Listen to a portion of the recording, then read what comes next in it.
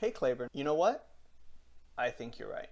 I think that being a kidult, that's kid plus adult, is getting the worst of both worlds. Like when I was a kid, I'm going to school, and so I still spend all of my time doing homework, except for that now I have a job and bills and a family.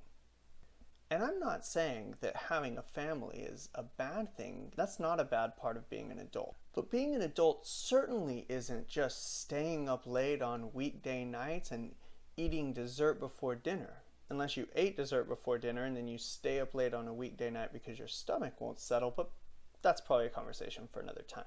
I love video games and electronics and Legos, all things that I spent an unfettered amount of time with when I was a kid. But now, as an adult, like you, I've accumulated more than my share of Legos that are fun to look at, I guess. But I can't ever really seem to find the time to play with them because adulting always seems to get in the way. This is my first train set in my entire life, and I haven't put it together yet. I got this log cabin set this summer on your recommendation. It looks really cool in the box, but this summer I was changing jobs and my summer classes were really hard, so I haven't had time to put it together yet. I've had Lego Dimensions since it came out.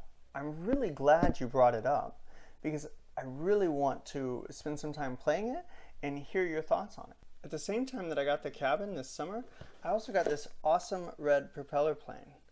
In fact, it's so awesome that I got it twice. Actually, that's not true.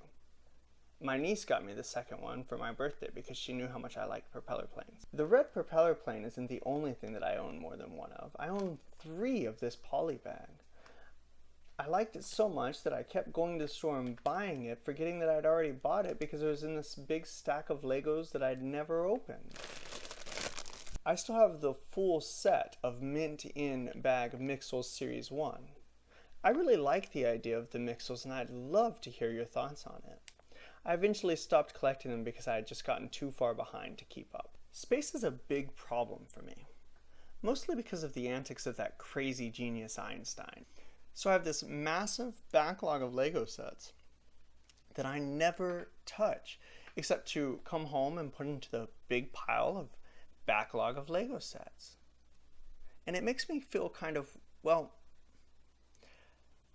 I don't think that you should feel guilty about buying and playing with toys, even as an adult. But sometimes I have to admit that I do feel a little guilty about all of the things that I'm buying but not using. I try to keep a balance in my life between creation and consumption. And I'm really fortunate that Lego seems to fit that niche pretty well.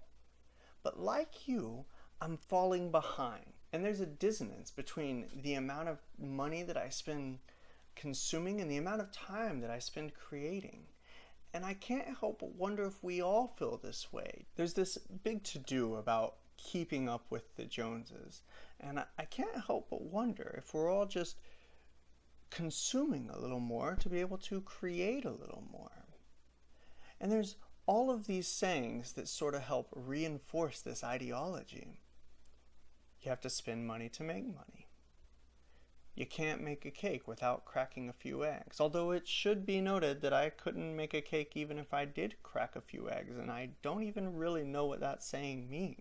You can't make an awesome airplane without buying a few Legos.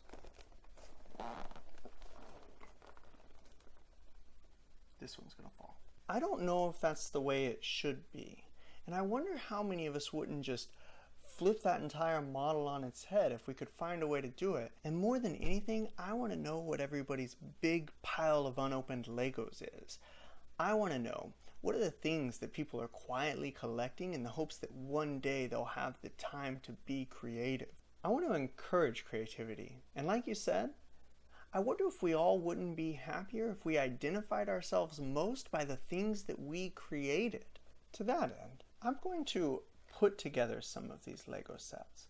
And I'm really excited that we're creating a conversation around Lego because I think that, as much as I love Lego, with enough conversation, maybe we don't need it to build a better world. Over and out.